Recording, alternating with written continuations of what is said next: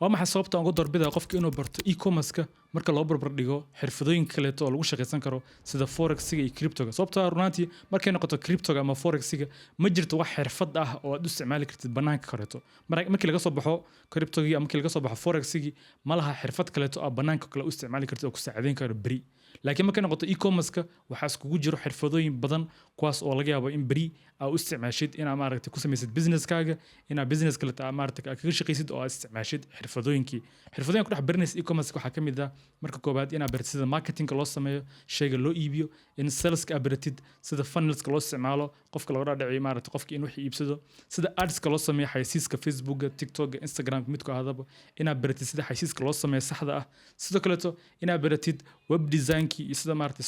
website loo sameysto oo store loo hagaajiyo loo qurxiyo inaad baratid oo waxaa u isticmaali kartaa beri haddaa furitid maaragtay kambani dadka aad u sameynaysid website-yada iyo sidoo kaleeto xirfadooyinka aad ku shaqaysan karto web designka sidoo kale waxaa ku baran kartaa sida loo sameeyo video editingka maadaama aad isku keenayso xaysiiska aad hagaajinayso inay yihiin kuwo muuqaale aad isku hagaajinayso yihiin waxaa ku baranaysa isagana video editing waxaa arkaysa inaad baranaysid ilaa 6-7 xirfadood oo isku jira inay yihiin kuwaasoo laga yaabo inay beri aad maaragtay u isticmaashid banaanka kaleeto compared to markaad baranaysid forex-ga ma jirto xirfad kaleeto oo aad ku dhex baranaysid forex-ga oo aad beri haddaa forex ka dhaaftid aad ku baran kartid xirfad kale qof arkaysaa ku leeyahay waxaan baranayaa forex 6 years 7 years waxba kama